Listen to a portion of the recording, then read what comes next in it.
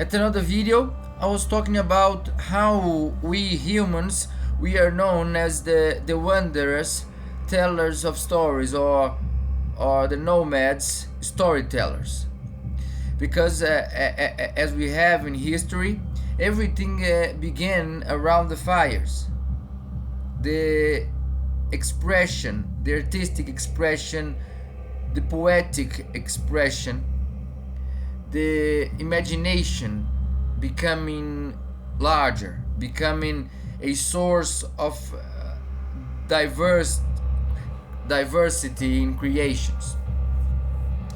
And the human expression continues to change until this moment.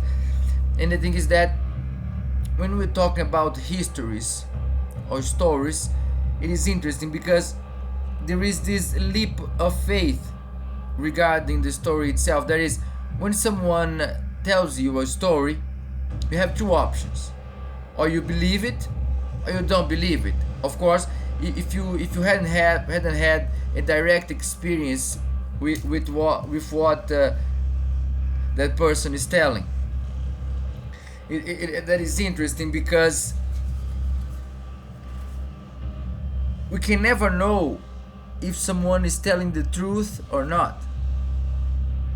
But we have to jump, we have to believe, we have to give this value to what the person is saying. And remember, our history is made by this gigantic group of stories, personal stories, group stories, and all that. So, what really happened and what was a lie exists between a thin line. You know what I mean? Because, for example, nowadays everybody's talking about the Odyssey, this classic story told by Homerus, one of the first Greek knowledges we have in Western culture. It would be one of the sources of everything that came afterwards, such as theater, science, philosophy, and all that.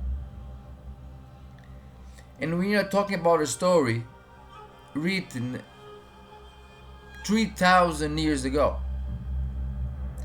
by a guy that we don't know if actually existed. But all of those stories, they have something in common. They came from us. They came from our imagination and from our experiences on planet Earth. And as fantastic as these stories can be, they have truth in them. Because if we look at famous stories in our history, such as the Bible or the great chants of Eastern philosophies and all that, when we look at the stories that had an impact on our history, we see they all revolve around something very interesting, very important: the subjective perspective. That is, when a story is told, someone is listening. And what is listened by that someone, and how that someone is going to interpret that story, and how he's going to feel afterwards, what matters. Remember, we are many humans, but we are individuals. And the stories, they have impact on an individual level first, if we think so. Of course, there is this exchange between the collective and the individual and the collective. But when the story is told, basically, it is listened by individuals. And then they are going to share their experience, they're going to understand it, they're going to digest it. And that is something to think about, because we have lies and we have truth. And what is a lie? And what is the truth? Maybe the truth could be what really happened at the objective level. And lie would be something that was created just for that sake, just as a fiction, to create an idea or to hide something. But in one way or another, there is truth in that story. When you look at the great epic stories such as the Odyssey or Iliad, or when we look, for example, in Christianism, we have the stories told by Jesus, you know, in which stories he wanted to leave a message, to teach something. Or we go back to the Japanese history or Chinese history. You have all these great stories being told. Or in America, in the pre-Columbian culture, such as the Incas, the Mayas, the Aztecs, and all that. Or the originary groups around the planet, all share stories, not in the same way, but with similar messages, relating to God, relating to the universe, relating to the gods, relating to demons, relating to everything that surrounds the human life. But more specifically, they are trying to give teachings, to give guidance to humans, and more specifically the individual himself. Because the stories can only have meaning if someone apprehends it, if someone understands it, if someone hears it and begins to think about it. That is interesting, because all of our lives are made by stories. And how important it is to think about the story that has been told so far. And in a way, we see that everything is a lie. Is a lie, is a group of lies, is a structure of lies that had been told us to blind us from the truth. And the truth would be what really actually happened. That is something interesting to think about, my friends, because if we criticize it as deep as we can see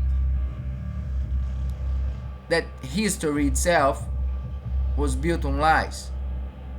But we can see through archaeology, through deep scientific history studies, we can see the facts. And the facts shows us much more than stories.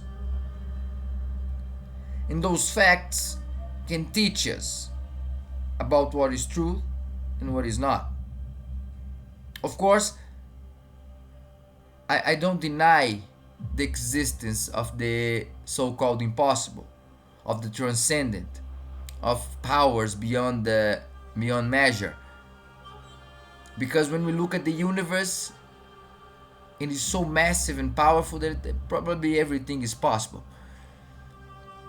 But we have to criticize history so we can think about it for ourselves without the opinions of others. And this is the first video I'm making this way. I'm painting this big custom job, this big wooden plate. And I hope that I can do this more often, because it is a very interesting experience. I don't like to make videos of every painting, but in this case I try to do it without affecting my concentration and my expression. In fact, I manage it fine.